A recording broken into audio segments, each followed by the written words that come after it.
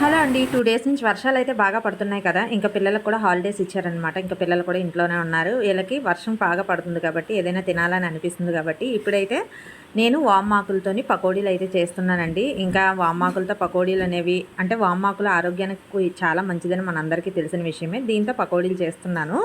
ఇంక ఈ చల్లదనానికి పకోడీలు వేసుకొని తింటే చాలా బావుంటుందండి. ఇంకా ఒక కప్పు శనగపిండి, అదేవిధంగా పచ్చిమిర్చి, అల్లం తురుముకొని ఇట్లా పేస్ట్ చేసి వేసుకున్నాను. అదేవిధంగా వామాకులు కూడా చిన్నగా తురుముకొని వేసుకున్నాను. ఉల్లిపాయ ముక్కలు, అదేవిధంగా పసుపు, కారం, సాల్ట్ అన్నిటినీ వేసుకొని బాగా మిక్స్ చేసుకోవాలన్నమాట. ఇట్లా ముందు బాగా మిక్స్ చేసుకున్న తర్వాత కొంచెం కొంచెం వాటర్ వేసుకుంటూ కలిపి మనం పకోడీకి రెడీ చేసి పెట్టుకోవాలి. ఇంకా ఇప్పుడు అయితే స్టవ్ మీద ఆయిల్ వేడయ్యేలాగా పెట్టేసుకోవాలి. ఇంకా ఆయిల్ వేడైన తర్వాత మనం కలుపుకున్నటువంటి పిండిని ఇట్లా పకోడీల్లా వేసుకుంటే ఇంకా వేడి వేడి పకోడీలు అనేవి రెడీ అయిపోతాయండి. ఇంకా పిల్లలకు కూడా ఇంట్లో ఉన్నారంటే ఏదో ఒకటి పెట్టాలి కదా! అందుకని చెప్పేసి ఇట్లా వామాకులతోనే పకోడీ చేసి పెట్టాననమాట. ఇంకా పకోడీలు అయితే వేగిపోయాయండి. ఇంకా తీసి పిల్లలకైతే పెట్టేయడమే. ఇంకా వీడియో నచ్చితే తప్పకుండా లైక్ చేయండి. ఛానల్ సబ్స్క్రైబ్ చేసుకోవడం మర్చిపోకండి.